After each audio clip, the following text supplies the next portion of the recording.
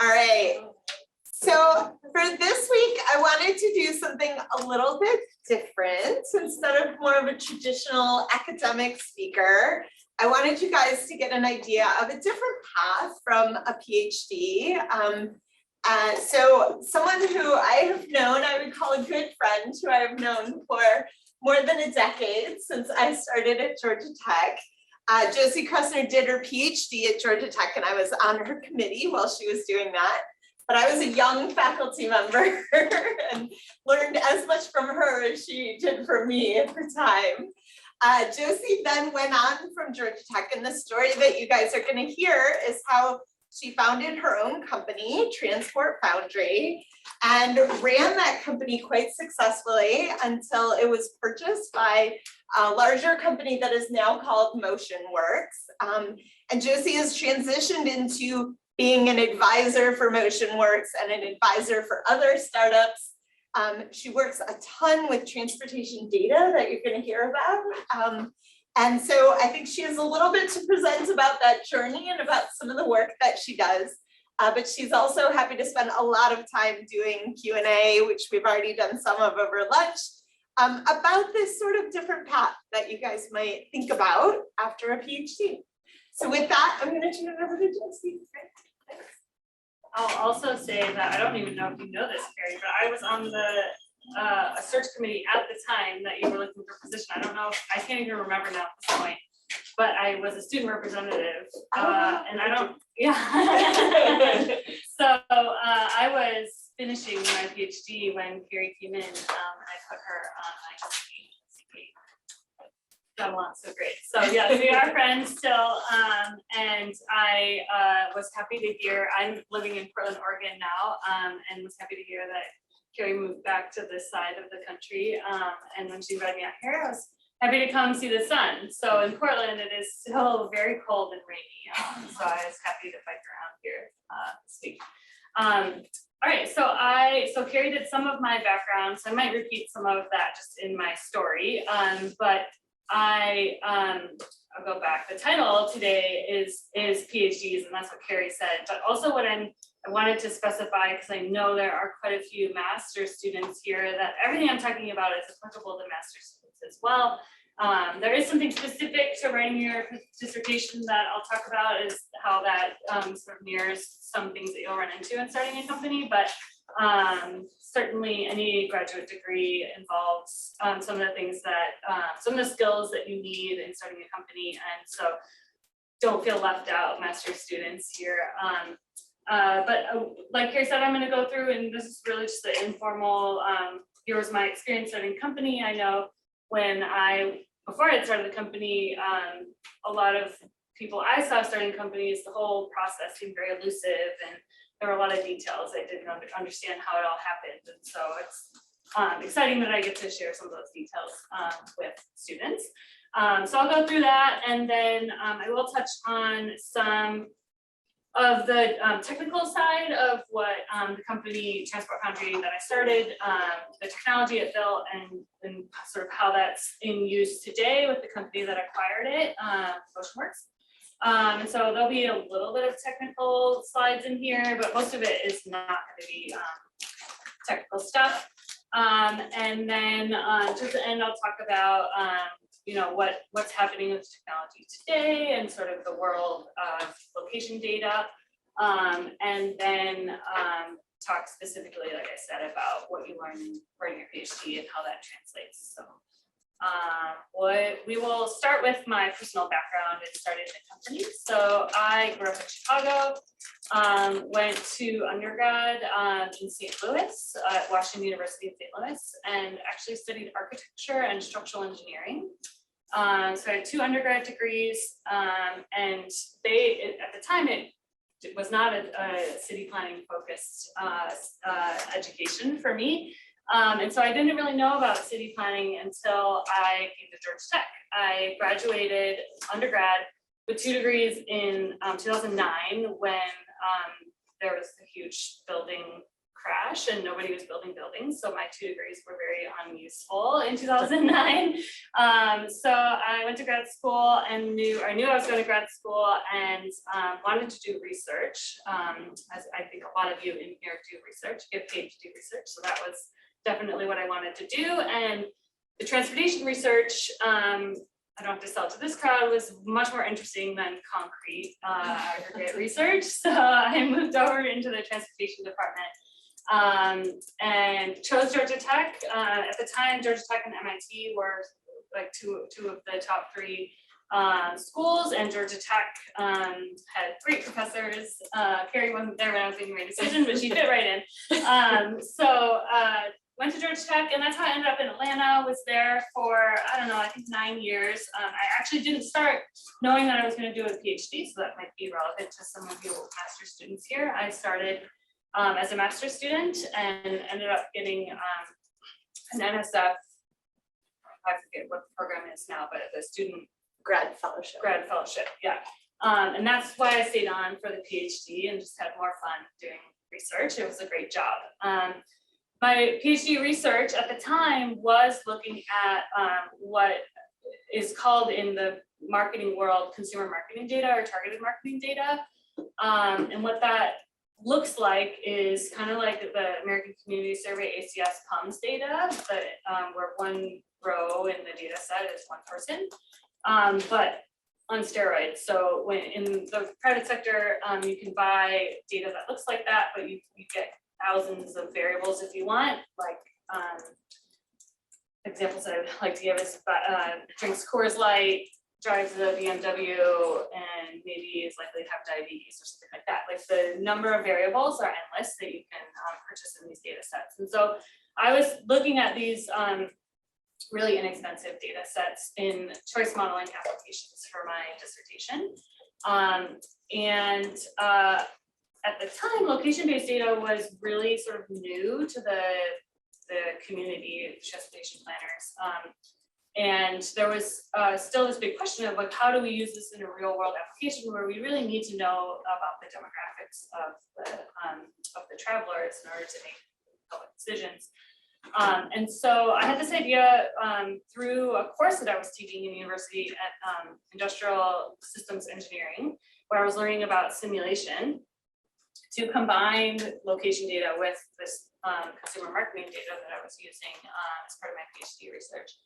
And I was nearing the end of my dissertation, so I chose to leave that idea I had out of my dissertation and keep it as an idea separate from the university, and spent my free time, which was hard to come by when you're finishing your dissertation, but I carved out some time to write and submit different videos and grant proposals out at home on my own computer on my free time. Just saying this in case you all have ideas that it's kind of smart to keep them out of university. If you don't find particular resources that they're offering to you to start a company, that could be one route, just keep it separate, and then you continue to own all the intellectual property. Both routes are good ones. BC Davis, don't hate me for saying giving this recommendation.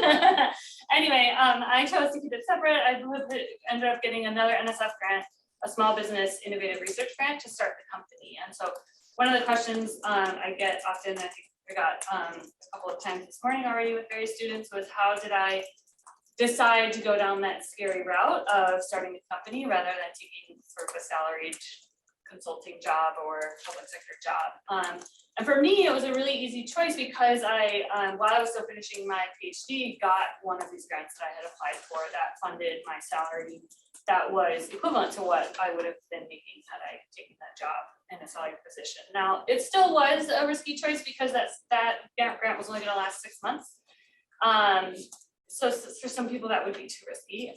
But for me, it was, I didn't have any other, I had a lot of flexibility in life at the time, so it was, might as well do it now.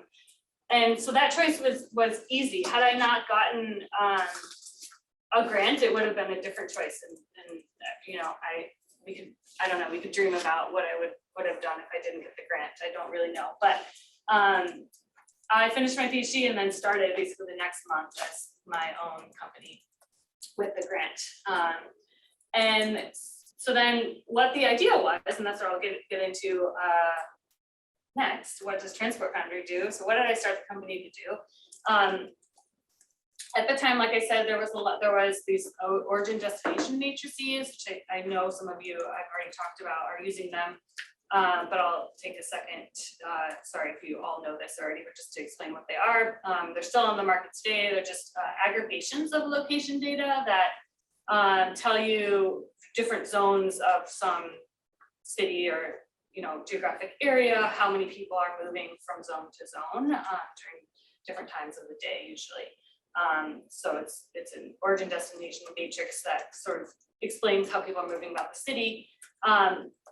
The idea was to take that type of data and consumer marketing data that's very detailed demographic information without any location information except their home address and merge them together through a simulation framework and model how people are traveling without having to do these household travel surveys. Let me just take a second and get a raise hand. Who is familiar with household travel surveys? Okay, cool. There's some of you that don't, so I'll take a second, but that's great that most of you do. So the sort of traditional way of doing business in planning transportation projects and making decisions about what to spend money on. One of the baseline data sets a lot of cities invest in, because it is expensive, is to go out and survey how a small percentage of the population spends their time in a day in like a travel diary. So I went to work at this time, I stopped at a coffee shop on the way home, and then I picked up my kid and then went home. So fill out a journal about how you spent your day. So the idea was that maybe we could combine location data and consumer marketing data to no longer need that type of expensive survey. What we fast forward like 6-7 years ended up doing was building what really became a replacement for not the travel survey so much as the model, that the travel demand model that's usually built with household travel surveys to test out future scenarios. So what I'm showing you here is this user interface that we put on top of the simulation engine to allow transit or transportation planners to put in different scenarios about the future. I think in this little GIF, we're changing how many people live in this census tract, and then maybe I zoom in and I change how many lanes are in this road. It's just a simple example. And then the users would press run, and it would go run and run a simulation in the cloud, which now is a lot more prevalent even in government sector than it was when I started the company. There were still a lot of cities that were hesitant to use cloud infrastructure at the time. So so we built this piece of software, and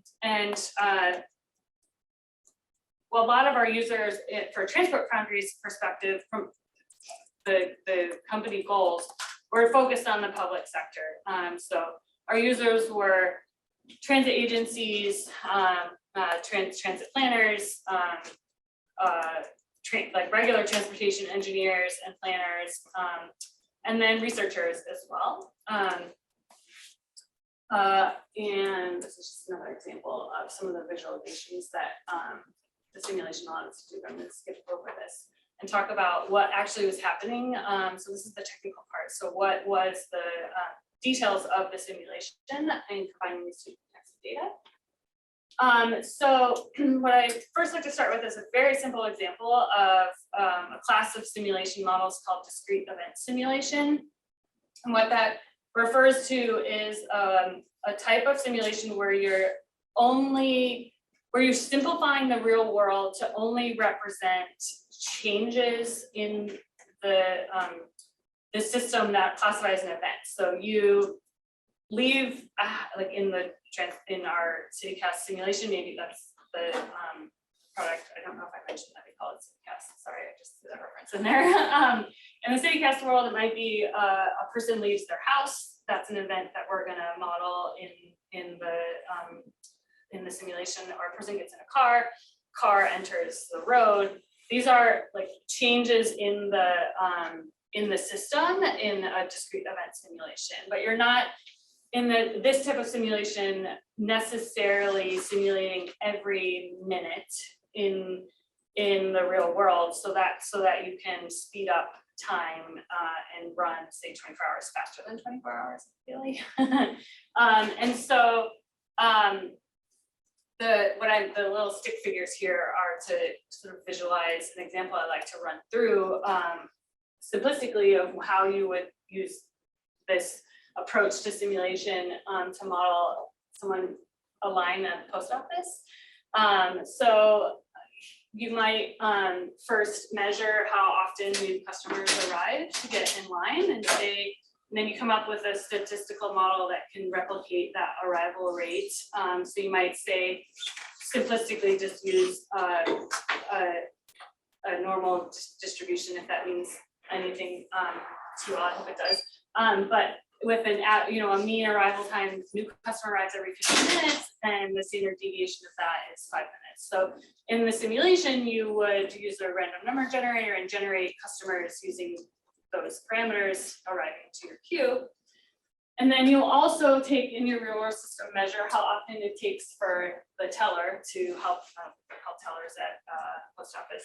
I don't know what they're called. I sometimes use a bank example. So how often it takes for them to be serviced, and maybe you also use a normal distribution in this case, and it takes 20 minutes, etc. You get the idea. And so this is a really simple example that you wouldn't need to build a simulation for, but let's say you're the post office and you want to simulate what happens if you, during the busiest hours of the day, have 3 tellers, and then you only have 1 teller the other day. You start throwing complicated examples. Maybe you're opening another location, and you would use this type of simulation to run different scenarios about how well your customers are going to be serviced at the post office. In the same way that you measure these events that are happening in your system is what the approach I took with CityCast and these different data sets to do. So in the examples I already mentioned are kind of shown here is like, okay, person A lives, this is a block group or some neighborhood in some other country, they don't use block groups, but person A lives here, and from the consumer marketing data, we know a lot about person A and all the other people that live in block group, this white block group, colored white, and we can measure from the location data how people who live in this block group behave. So we're not measuring individual people in this block group for privacy reasons in location data, but we're measuring, on average, people who live in this block group, what time do they leave for work? What kinds of trips do they make in a day? What are their travel times to places they're going to work? And you can build these statistical distributions similar to the one in our post office example, where you measure very specific things in the data you're buying, and then use the simulation to see how those relationships affect each other and play out in the simulation. So in this example, our stick figure person, on average block group A, people leave for work at 8:30, let's say, and so they end up in simulation leaving for work at 8:30, and they go straight to work and tend to work in specific locations and then come home. So so in the simulation, you'll generate the same kind of event timeline for each person, and then you put it in the computer simulation, and you see them going about their day and how they impact each other in future scenarios. So I just like to throw this up for a second because it's really critical to how the simulation plays out for CityCast, and it's kind of fun for anybody who is logic or computer oriented. So in the travel survey world, when you're collecting these travel diaries that I mentioned before, you often will classify trip purposes in more detail than this, but simplistically, you get home, work, and other types of trips. And there was some research done, a long time ago, 10 plus years ago, where someone came up with a list of mutually exclusive tour types, so how you can group your homework and other trips together. And so these on the left show you all the different types of ways you can classify how people combine their homework and other activities together into tours. So a tour is defined as home and then some number of combinations of work and other activities, and then bookended by another stay at your house or activity at your house. And so ignore for a second this middle equation, which is very computer oriented, that I'll get to in a second. And you can see examples. So like a simple work is just home, work, and then you went back to home. But more complex ones are what they would call it composite to and from work. So someone starts at home, they go to some other location, then their work, some other location, and their home. So this might be gym, work, dinner, home, right? And so this, if you're thinking in the world of tour and how people spend their time and different ways of combining activities together, this is a handy way to classify tour types. And this can be useful in building statistics or analyzing any travel survey data you have, whether it comes from a data provider like CityCast with me, or your traditional travel survey. So you can learn about how different behaviors across demographics vary depending on what types of tours they're making.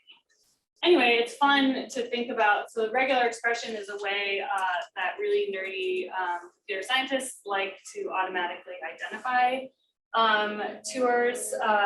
It's a way to process text. So you can come up with the text of the tour chain and then use these regular expressions to automatically identify your chain of trips into these types of tours. So if you ever want to learn about regular expressions, you can look this up and it could help you identify your tours and your data.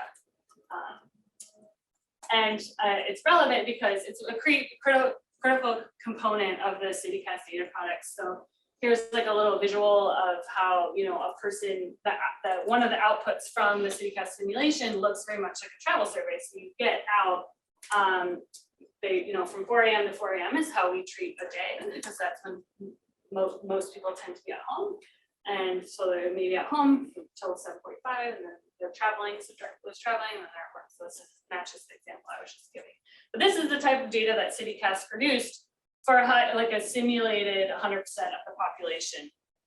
And so here's like what the actual data file, if you're a data geek like me, would look like. So we generate a person ID in this simulated data set. So it's a synthetic person, if that term means anything to you. And you would see, we call them events, and then so this synthetic person had 9 events for their day. If you look at this column, this is home, other home, work, home. So that was their day, and you get times over here. So this is just what I've been telling you guys so far, but in the data format. So this is what you would get out of the simulation tool that CityCast runs as sort of the data product for purchase for some users. So some users just wanted to use the user interface.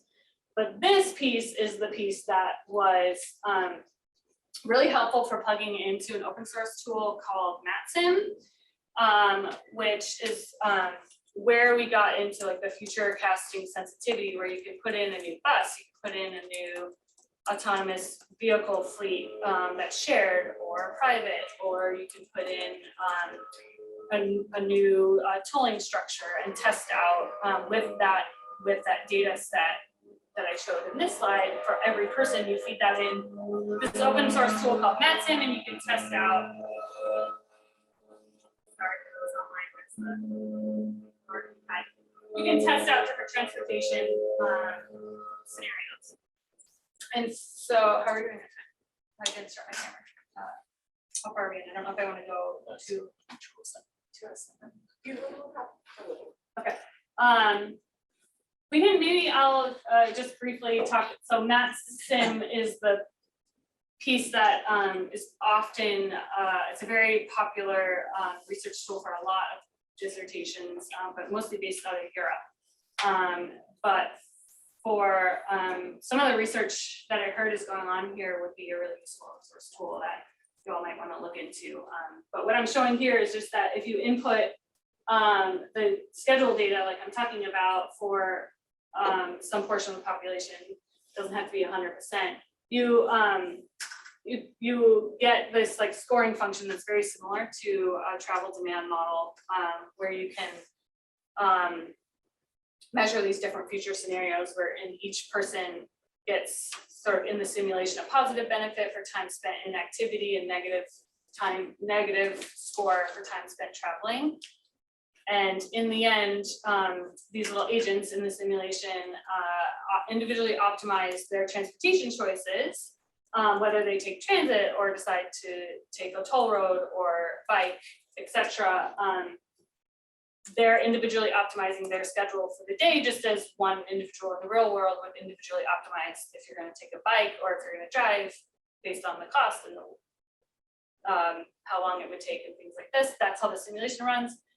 You get a score, and in the end, when you add up how many people ended up taking transit or taking a bike, you can study different policies. So I think this morning I was talking with a student who we dreamed up that you might measure if you put, say, 100 new e-scooters out in a shared fleet versus 500, and if you said that if you change the parking locations of the station, or what do they call the recharging stations that you park them, you might see what your bounds on how much ridership you would get using this open source tool. And so behind that user interface that we were looking at in the beginning with the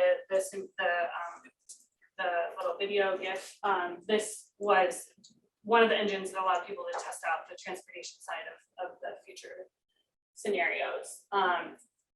Okay, so I built the technology and then had built out the CityCast model in maybe about 10 cities, and was at this point in the company. So this was like 6 or 7 years in when I had built that with the team, the front end user interface. And we said, okay, to scale the company or scale the technology, we needed to build the whole thing so it was ready to go across the US. And if you're not familiar, you should know that location data is very expensive, and so we had been what's called bootstrapped, so had no outside venture capital in the company, and had to either raise money from investors, get a data partner in exchange for some of the company, or sell the whole company and continue building inside. And I investigated all those options and ended up selling the company to then what was called Intermix, is now called Motionworks, which you saw on the first slide, who was doing similar type simulation work with the similar types of data, but in applications of out-of-home advertising. Let me see what my next, yeah. So they were taking, actually the founders of that company came from AirSage. So they're taking very similar data sets with a very similar transportation background and figuring out how to measure for the trade organization that operates in the out-of-home advertising industry, how to measure how many people see a sign. So anything not your telephone or your phone or your TV or your phone is measured. How many eyeballs see it at any given time. And the way the industry works is, say Apple goes and says, I'm gonna put an ad on this billboard or this bus stop for the month of April. I'm gonna pay 10 cents a view. I just made up that number. The numbers range a lot, but then the ads aired, and then Motionworks is ultimately the company behind the scenes that says this is how many people we think saw the sign. So you owe the owner of the text, the billboard space, X amount of dollars. And so Motionworks is hired by the trade organization that is the nonprofit between the ad space owners and the advertisers, and then the sort of consultants that work between them that help them buy ad space. So it was a weird move for me from the perspective of a lot of transportation folks to sell to a company in advertising because they're the evil empire, right? What was interesting about the pairing of Motionworks now and Transport Foundry is the idea that in the industry, since we were hired by the trade organization, they really valued having our foot in the transportation community. It gives credibility to the measurement between the two party or three parties, and it gives sort of an academic trusted perspective. And so for Motionworks and the Transport Foundry subsidiary, it makes a lot of sense to stay plugged into the transportation community, be used by transportation planners, be part of research, and also in our future vision, be gaining in an open data way information about future infrastructure that's meant to be built. So if people are if public sector users are coding information about the future, we expect there's going to be this many people here, and there's going to be a new toll road here, a new bus here, a new rail here, that some cities might share that through the CityPaths tool in an open way that anybody can pick up and plug into their simulation, and that would help say, like advertisers like that idea that they would know, oh, there's a new rail getting built here. That will affect our numbers on, on this campaign we're planning over the next 5 years or something like that. And then the benefit that the public sector gets is that these data sets and the work that goes into producing really good simulations are very, very expensive, like prohibitively expensive for most cities and most researchers in most public sector, period. And so the idea was that the advertisers can pay for it and the transportation community gets to use it at a fairer price. And so to me, that's what convinced me that it was like a really good match.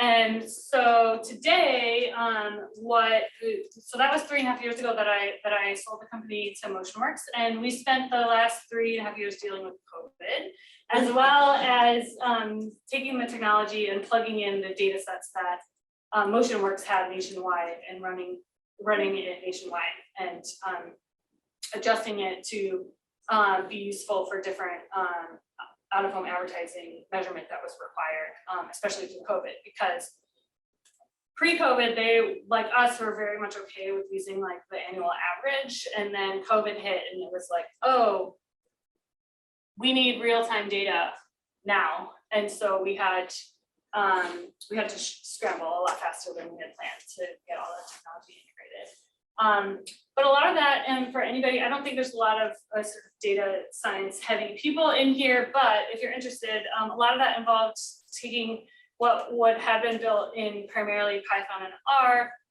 and moving it all to Python in Airflow environment, which is like a trendy new tool, newer tool for automating and scheduling your tasks in like different systems that need to run when, and there's still work going on to move a lot of the work into BigQuery, which is the Google big data computing environment.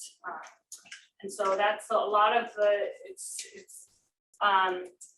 infrastructure, and like these sort of practical things take up much more time than you think they should. And the research and fun questions end up getting a lot less time when you're in that, corporate or private sector world.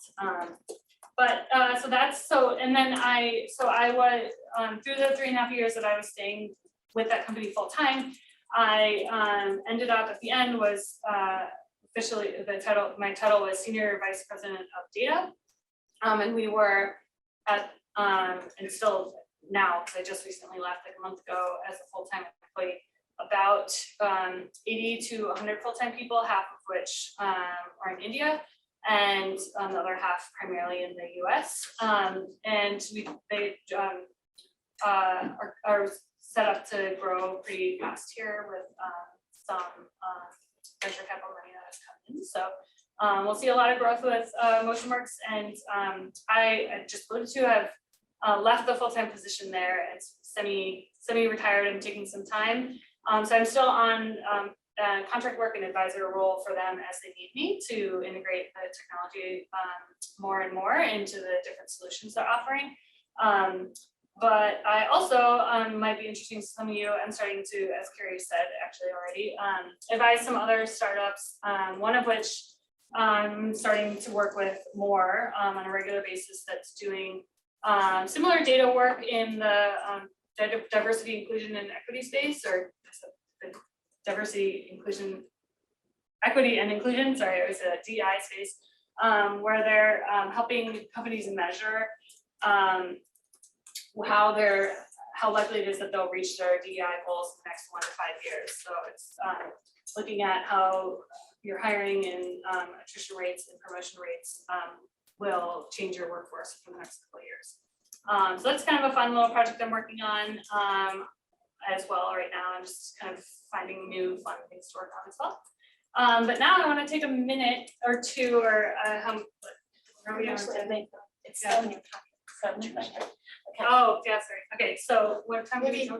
take 10 10 minutes to just, okay, and I then probably we'll won't go even to have Q&A. Yeah, yeah. So I just want to take a minute to talk about what I think, now that I've gone through that whole process, the similarities and differences between PhDs and entrepreneurship, or any research you might be doing for your master's degree. So when you're starting a company, the thing you really do is just figure out the next thing you have to learn, and you teach yourself that. So in a lot of ways, it's very similar to research, and specifically in your research and the dissertation, sometimes it's just like you're like, okay, I have to come up with a lot of writing. It's a big white empty space right there, and I gotta fill it with something interesting, right? And so starting a company in a lot of ways feels like that. And the skills you learn to tackle that one problem at a time and learn about the next thing, one step at a time, is very applicable to starting a company and running a company and moving it to the next step. There's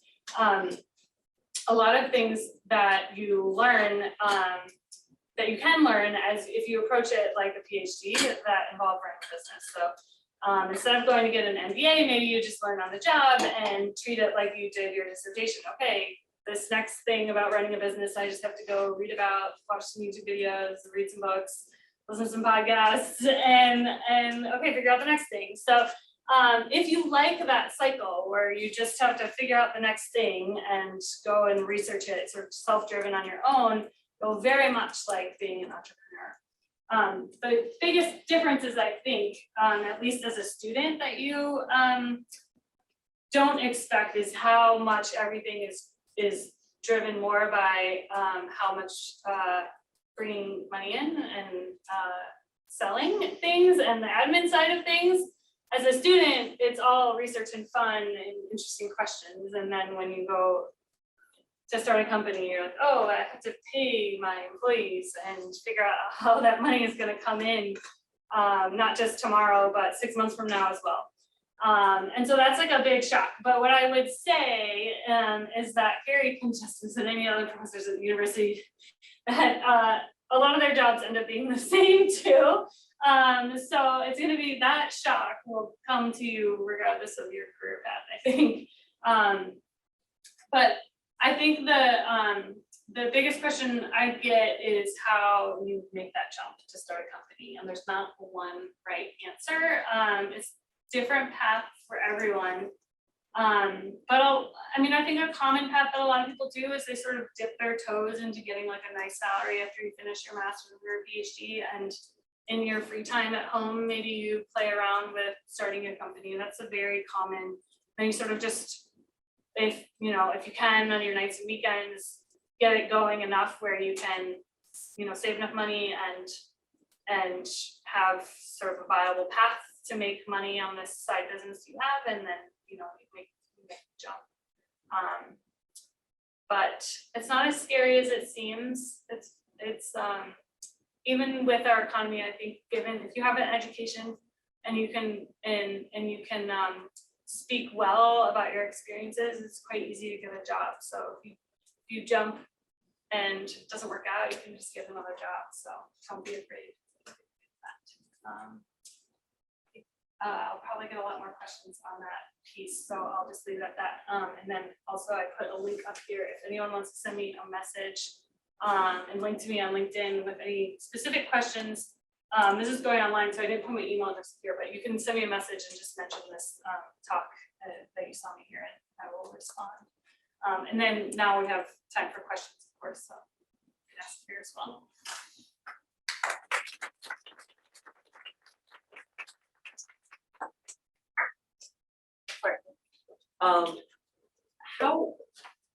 How would you recommend us current grad students and possibly future entrepreneurs, how do you pick what you sort of keep to your chest and what you sort of put out academically?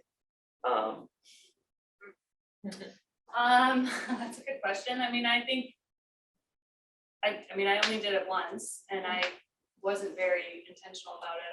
I had enough to go in my dissertation, so I kept this new idea I had towards the end out and just finished what I had. And for some, I didn't even know that it was going to be like a viable idea, but it was also in some ways a decision to keep me focused on just finishing the dissertation rather than starting a new chapter, a new plan. And so I guess use that as a guidance. I mean, you don't want your dissertation work to go on forever. So the faster you can finish it, the better, I would say. And then I would probably look to your advisor to see, your advisor, anything you tell your advisor, they're gonna. I actually don't know the legal side of this, but telling your advisor all your ideas is probably not the best idea. But just talking to them about how you feel about sorry, Carrie. You know my background.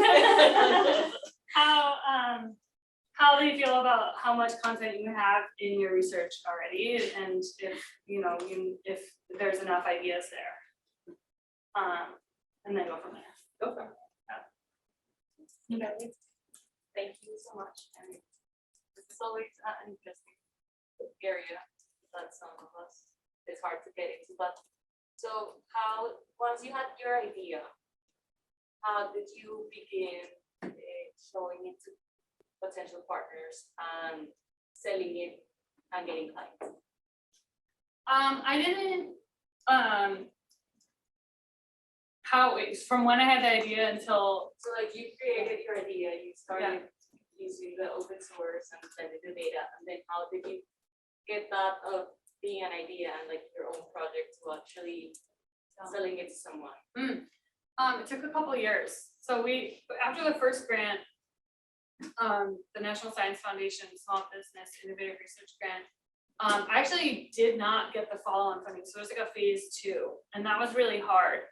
But what I did get is a couple of other transportation oriented research grants. So there's one called with TRB, the Transportation Research Board, called Ideas Deserving Exploratory Analysis. It's not a ton of money, but it helps. And I got that, and that was sort of the second chunk of money, and that took me to like year 1.5, and then from there, still was not ready to go to market per se. But what I did is took on like half-time consulting with myself and the staff, which it was one choice. So some would argue that it slowed us down because we could only focus on the product we were building half-time.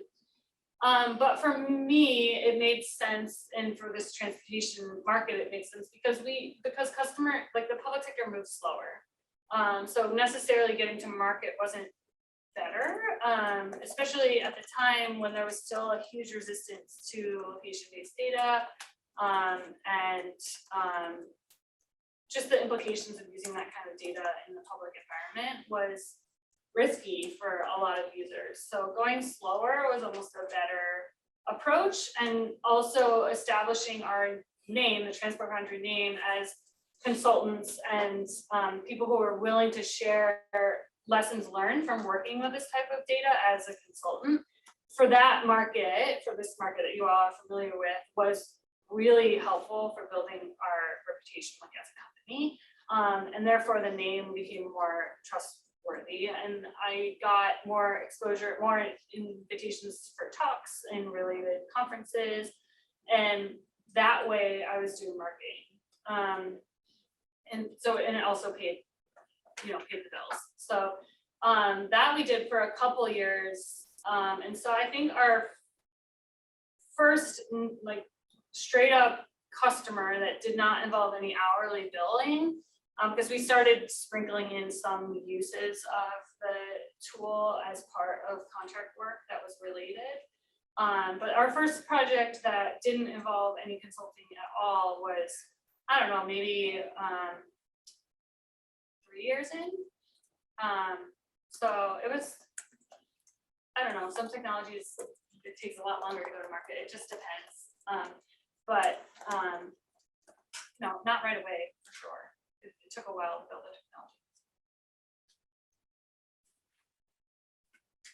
Could you talk a bit more about the kinds of variables that you use from the consumer data, and also like the score assignment, like how does that work in the So the variables we chose to use to date for modeling purposes are very limited because I chose from the beginning to build this CityCast technology in a way that I could go to any of these companies and buy data. So I wasn't beholden to one of them. And so for that reason, I only chose very simplistic variables that you might see in ACS to actually run the models, and everything else, just all the other variables that are available, we carried them through as, this is the person's travel behavior based on like normal ones you would use in a travel model, income and age primarily. But you get to see the behavior carried through with these variables that you can also see for that person. I think now at Motionworks, they're starting to experiment with using some more specific variables, like these lifestyle segmentation system variables, where each household in the data is classified using the segmentation system of like 70 different types, and they range. Some of my research was actually on this on Prince Carrie because she's familiar with this research.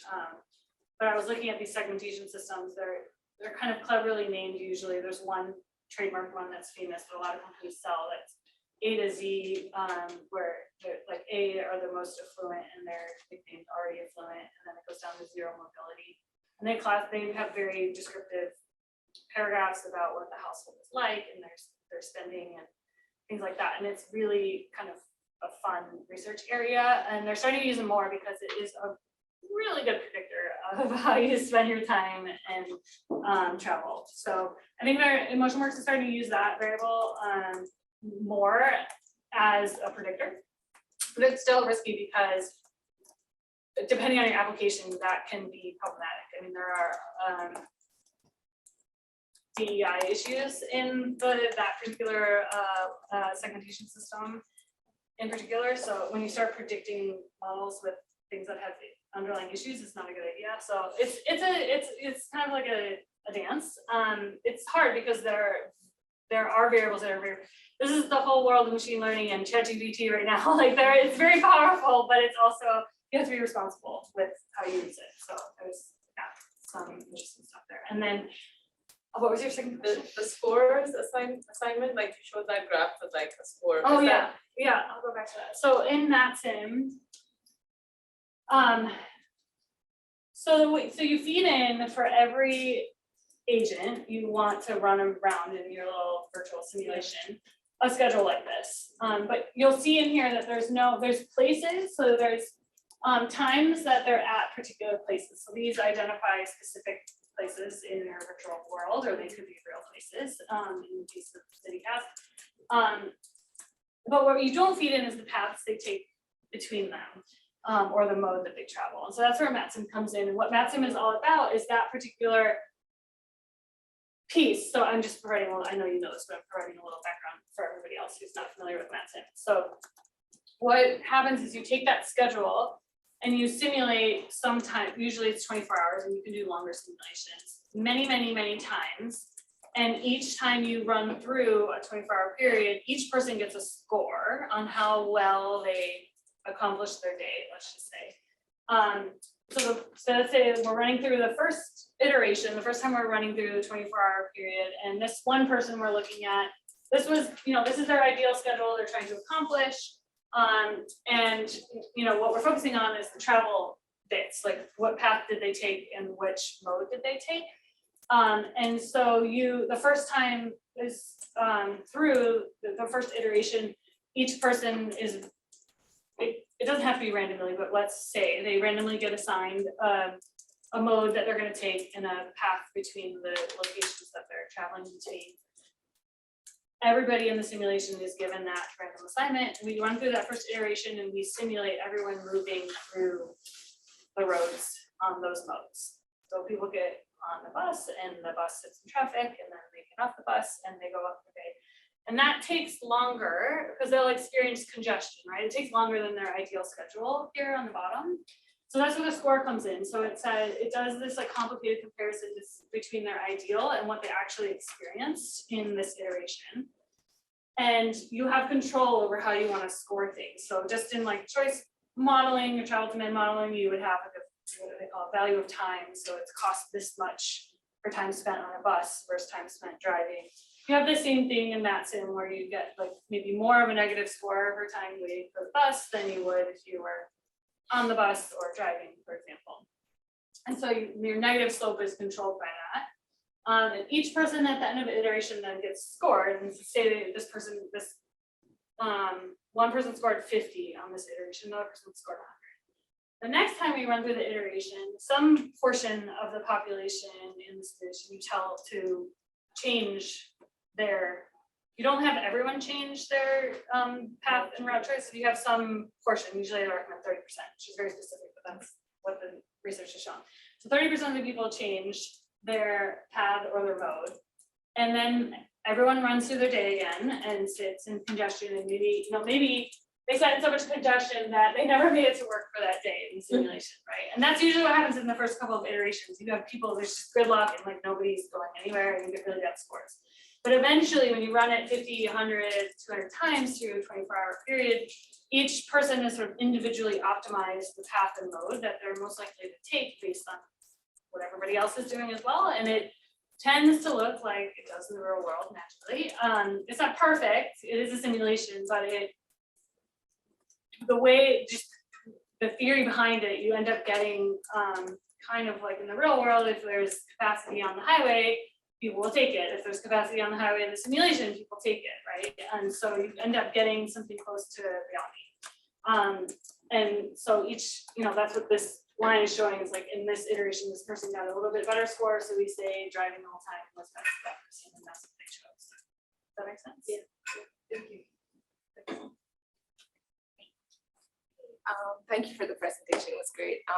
My question is a little bit about how you ended up, or how you decided, or how you chose the right team for your company, because you need the right people and you need to distribute work, delegate work in the right sense. Like you might, I'm assuming you had someone to deal with the legal side of things because you're handling data like this, or you might have had someone to work on user interface. You might have handled a lot of things. So how did you make all of that work?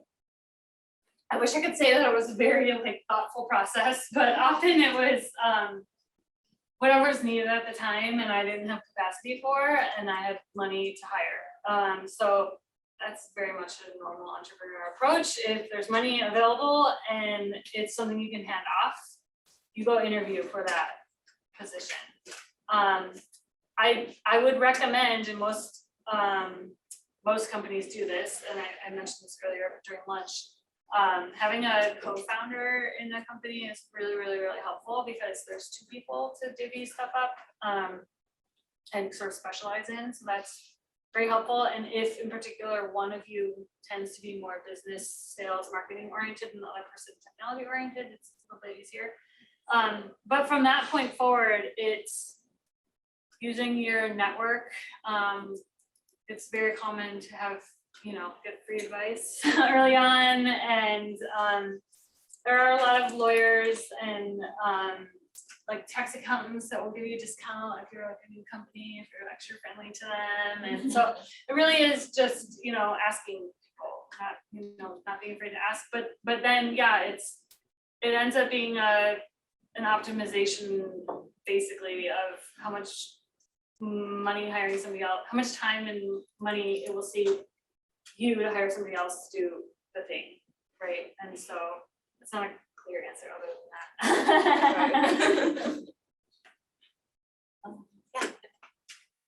How much do you think having the title of PhD helps like your startup company get like sell it?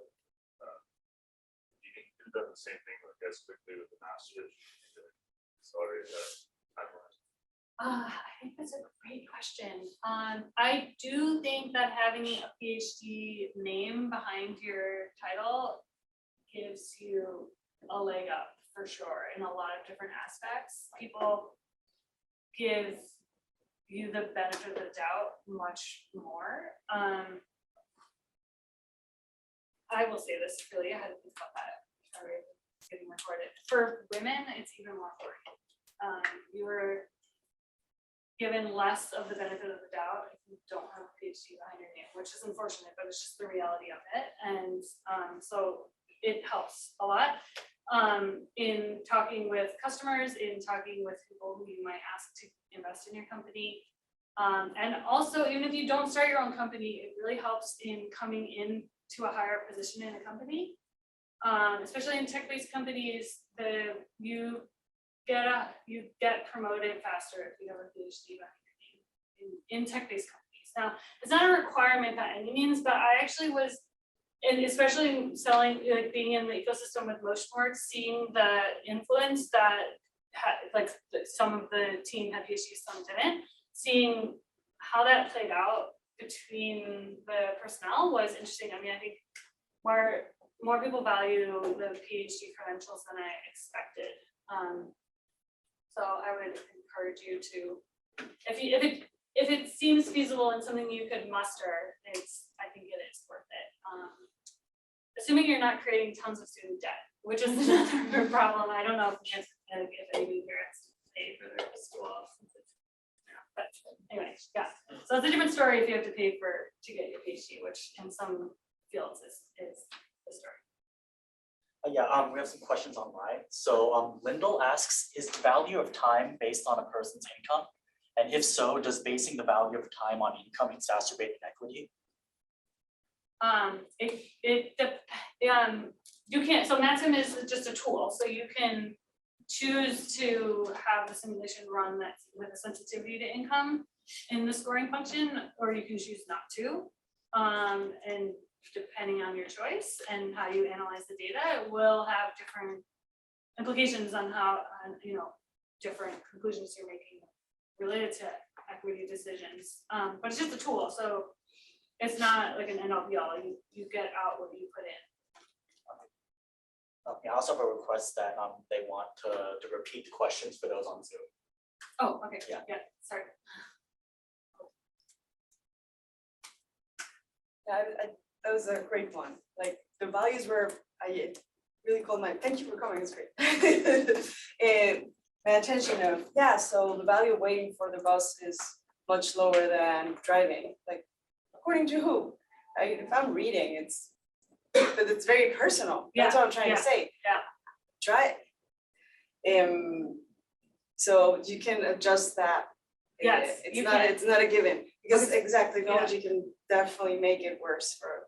Right, so to repeat the question, she was diving into the idea of value of time and how it varies by different groups. So for some people, me included, waiting for a bus is less onerous than driving, because I hate driving, I don't own a car. And so you have the ability in the tool, again, it's just a tool, there are modules to change in Maxim how you want the different scoring functions to work for across different demographics. You can define it however you want. So it just depends on your research question. If you want, it's in an agent-based system, each agent can have their own scoring function. If you wanted to get that sophisticated, I wouldn't recommend that because it's not tractable. But in theory, you could do that. So you could vary it by income, you can vary it by any other dimension you want. Two more, and sorry if it's little like slow. But why are 50 to 100 iterations what brings the simulation closer to reality? So sorry, repeating the question again. I'm trying to do that. She's wondering why running the simulation 50 to 100 times brings it closer to reality. That is a great question. I think it's specific. I mean, every simulation has a different number there, and that's not a theoretical number, it's just what the maximum community has established. I think 50 is too low, actually. It's not quite equilibrium at that point. It depends on the complexity of the simulation you're running. But just in their testing, I think they recommend running it 100 times. So sometimes for research that makes sense, but in practice that takes too long to run. So what you're looking for is when the scores stabilize. So that's really what you look at, is when each person is not improving their scores, when you can say you can stop.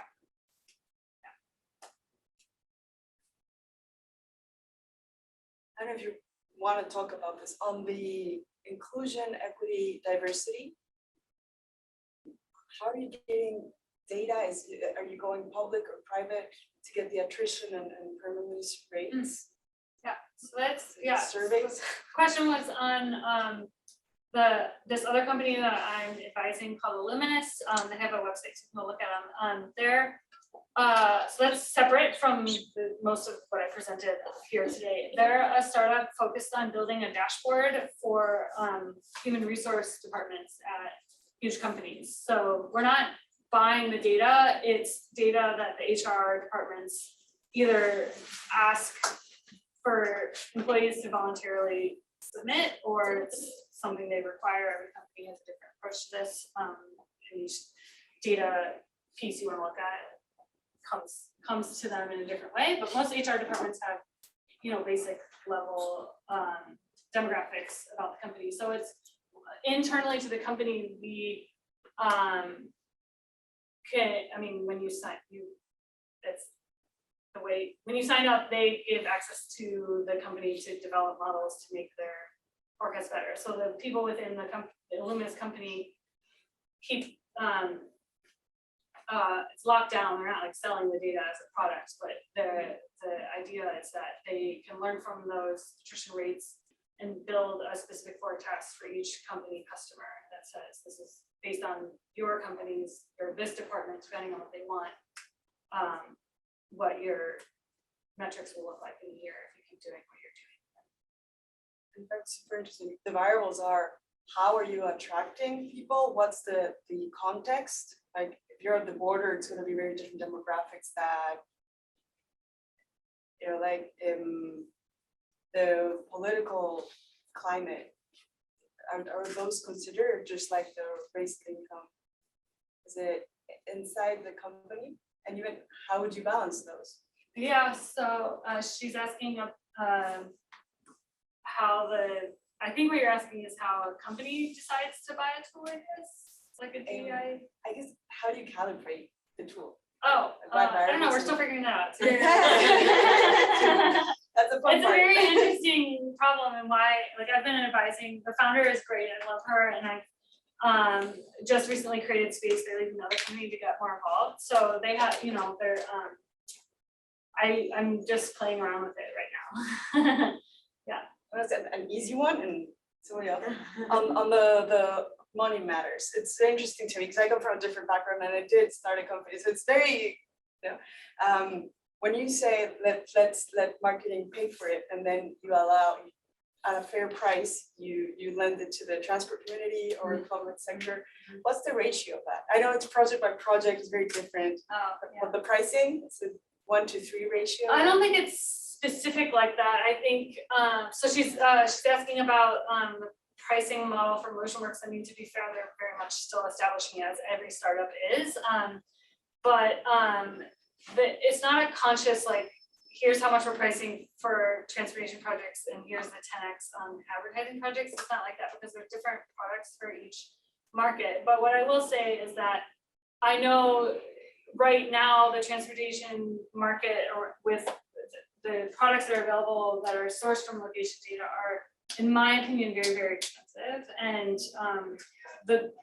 just the business model of being mostly getting your revenue from a different industry that has different sales cycles and different motivations and a lot more money, to be honest, allows them to allow lower price points for data products. Just from one project, is it half? Oh yeah. Like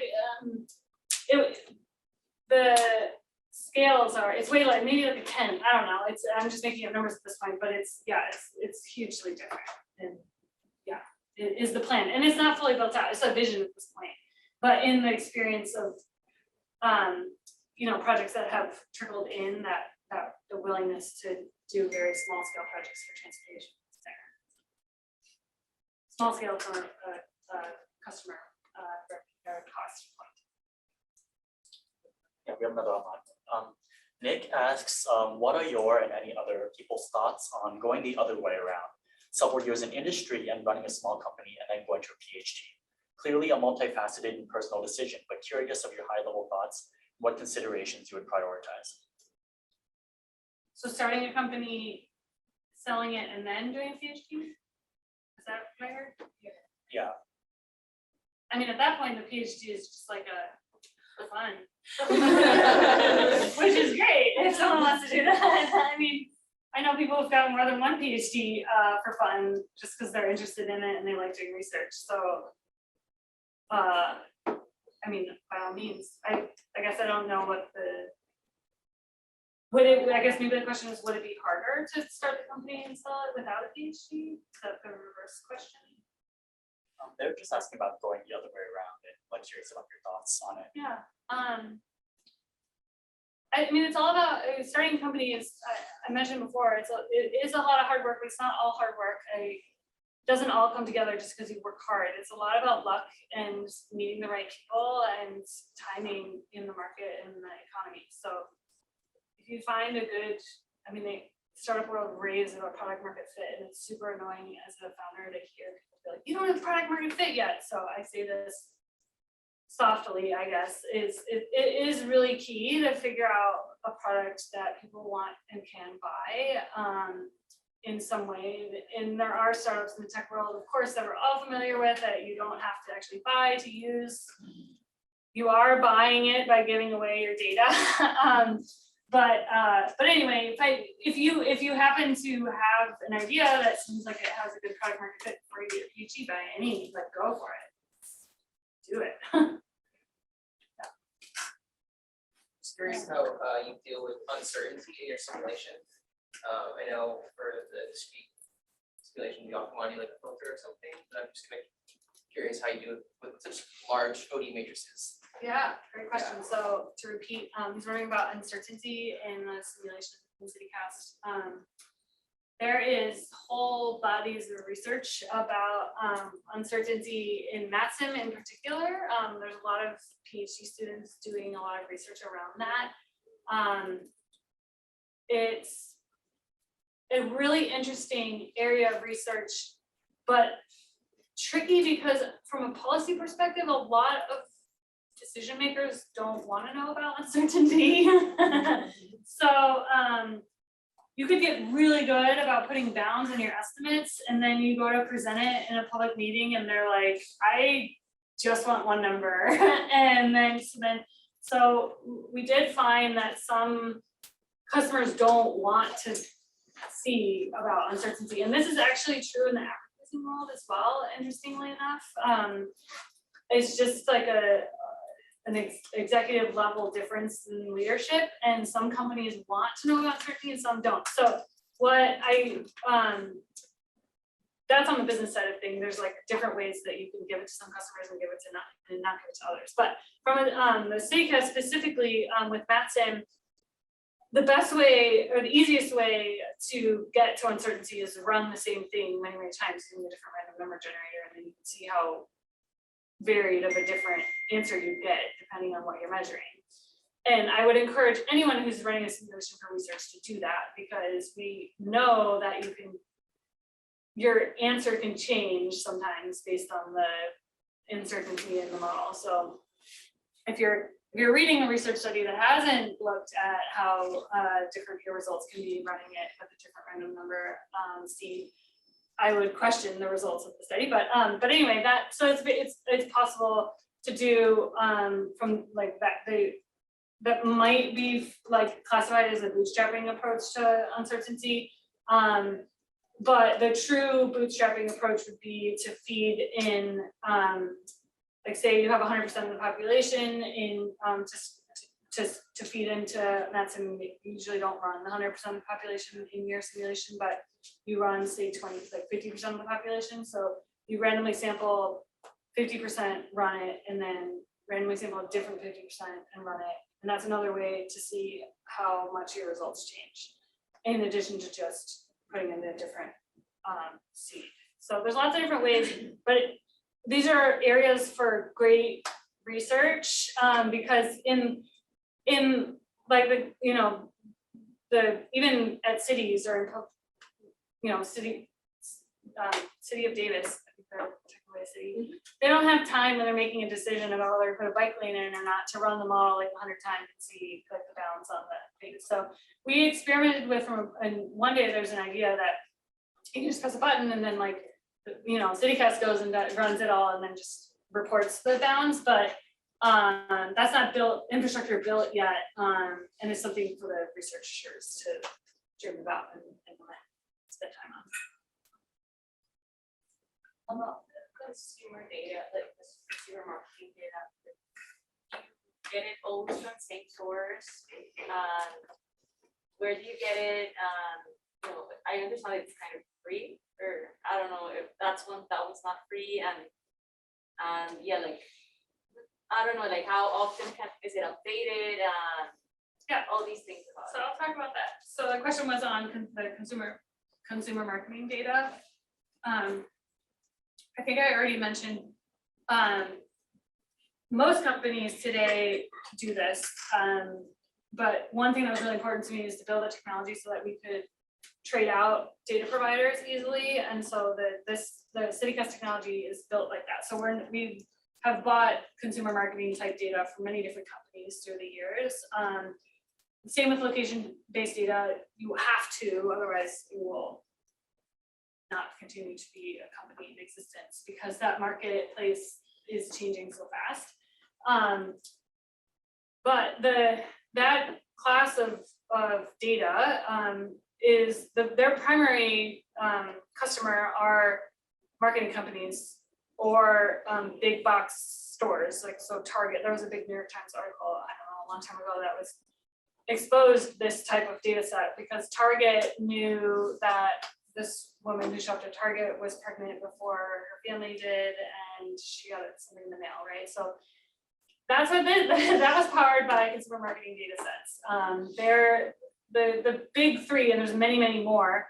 The big three are Axiom, Epsilon, and Experian. They also do your credit scores.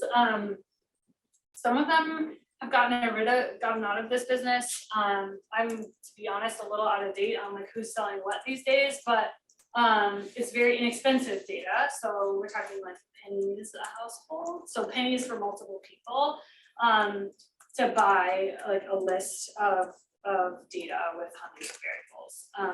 And so it's very, very cheap compared to like a survey approach, but it's messy data. Like it's it's not perfect. There's like a lot of misinformation in there. If you can imagine sometimes if you pull your credit report, you're like, I never lived at that address. Why does it have that list? Or my parents live there, not me, kind of thing, right? And so it's messy. It's not perfect, and there's wrong stuff in there. But if you treat it carefully and account for that, it's very useful. And then on the update piece, so these companies internally, they have what we would call transaction data. So your like credit card purchasing behavior, they don't, for the most part, don't sell that level of information, but they use it to append all these variables, likely to shop at REI, or likely to buy an electric vehicle, all these things. That usually their model updates, they call them something else, is like on an every 6 week time frame. So you can get a subscription for updates every 6 weeks, which is weird from a research standpoint, a weird time frame to work with, but that's what it is.